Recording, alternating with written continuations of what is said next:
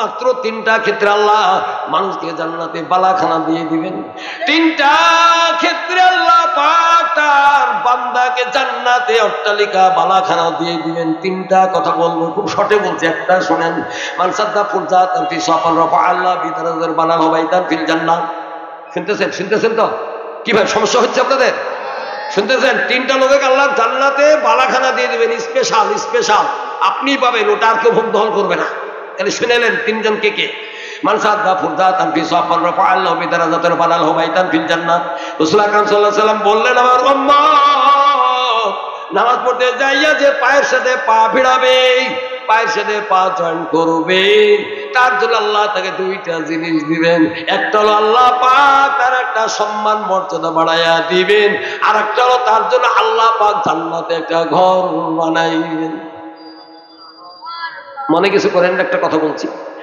মক্কায় দেখেছি, মদিনাতে দেখেছি, জেদ্দাও দেখেছি, তাইফেও দেখেছি, ভারতে গেছিলাম, ওখানেও দেখেছি।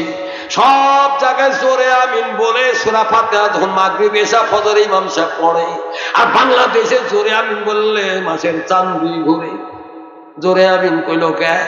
অথচ মক্কা মদিনা ইসলামের মেন ফান্ডামেন্টাল প্লেস, মৌলিক স্থান, যেখান থেকে ইসলাম আসছে।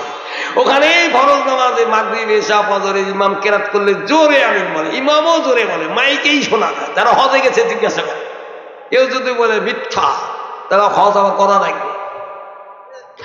একবার শুনে ওখানে কোনো ফরজ নামাজে মোনাজাত নাই। বাংলাদেশে ফরজ নামাজে মোনাজাত না করলে কেউ নামাজই হয় না। ওখানে কোনো ওয়াক্তে তাইফে পাবেন না, জেদ্দাতে পাবেন না, মক্কাতেও পাবেন না, মদিনাতেও পাবেন না। ফরজ নামাজে সালাম ফেরার পর কোনো মোনাজাত নাই।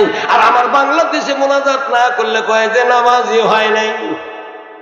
ওখানে দেখবেন ইকামত, আল্লাহু আকবার, আল্লাহু আকবার, আশহাদু আল্লা ইলাহা ইল্লাল্লাহ, আশহাদু আন্না মুহাম্মাদার রাসূলুল্লাহ, হাইয়া আলা সালাহ, হাইয়া আলাল ফালাহ, কাদ কামাতিস সালাহ, কাদ কামাতিস সালাহ, আল্লাহু আকবার, আল্লাহু আকবার, লা ইলাহা ইল্লাল্লাহ 11 বার। আর বাংলাদেশে 11 বার ইকামত দিলে কয় ইকামতই হইল না, নামাজ হবে না। কোন কান দোকারখানা মাথায় ধরে নাও।